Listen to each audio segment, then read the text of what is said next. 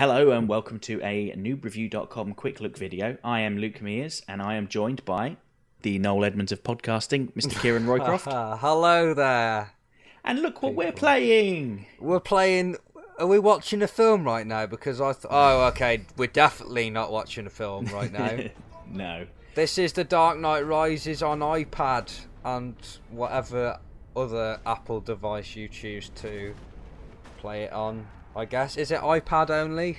I don't believe so, no. I think okay. it is on iPhones and iPod Touch. It might even be on Android by now, but I'm not entirely certain. I should have checked before we recorded this. Well, they got Google. They can, they can use that.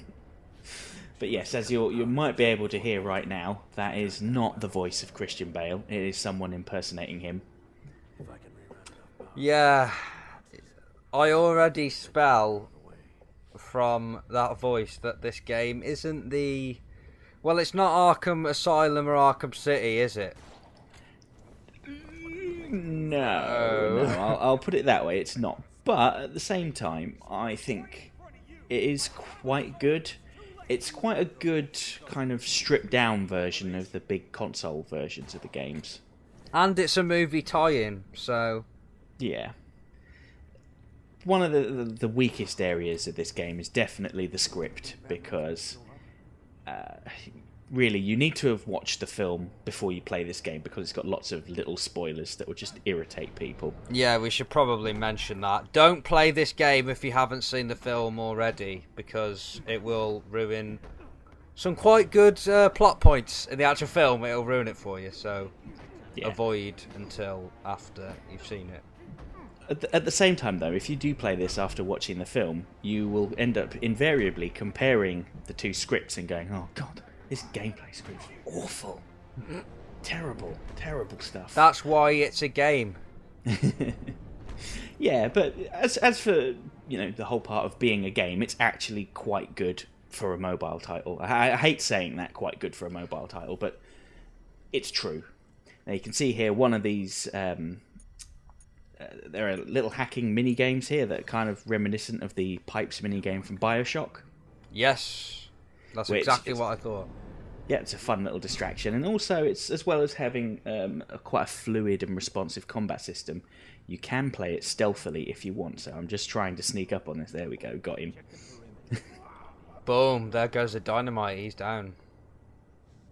I keep seeing little credits and XP things pop up. Is there like a upgrade system? That's right, yes there is. That's cool. You have experience, which you can spend on physical upgrades for Batman, so like making him more resistant to damage, or upgrading the performance of your equipment, so your batarangs do more damage, your hookshot works from a greater distance, that sort of thing. And then you've got the credits, which can be used to buy equipment and special moves. So one of the things you can buy, which is really useful, which I haven't saved up enough for yet, is the ability to perform a counter-attack on rockets.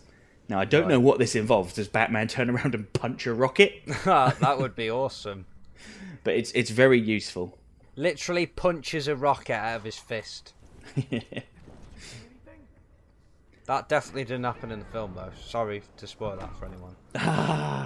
You know what, though? On the subject, I know this is kind of going off the topic a little bit, because we're talking about a specific game, but movie tie-in games are ideally suited to mobile gaming, really, because the expectations are much lower, and this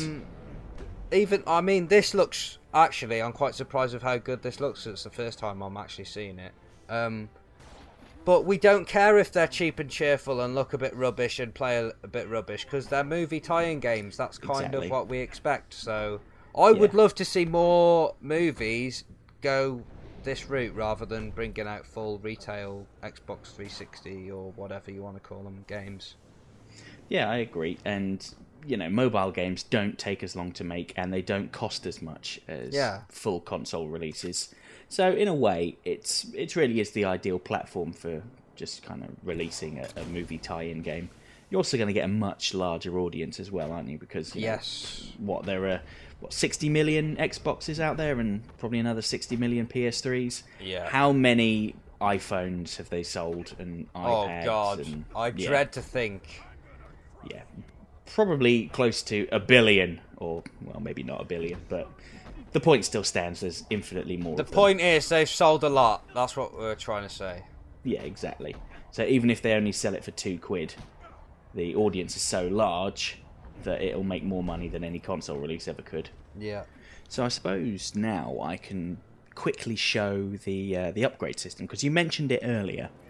It's fairly easy to get your head around. You just simply access the tech store, and there's a load of different gadgets and abilities that you can upgrade. We've got the Batarang, the EMP. That's the EMP. And a flashbang as well. Oh, and you can also upgrade the vehicles that you gain access to. So there's the Batpod. Oh, cool.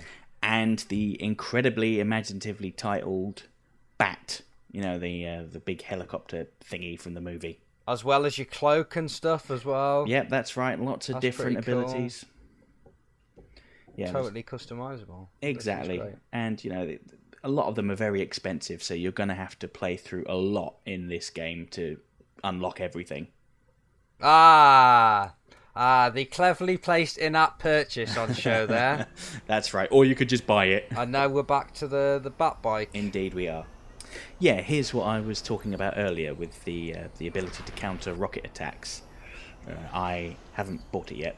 Oh, right. I see, because they're firing homing missiles at you, yeah. Yep, that's right. Not good. No, not good at all.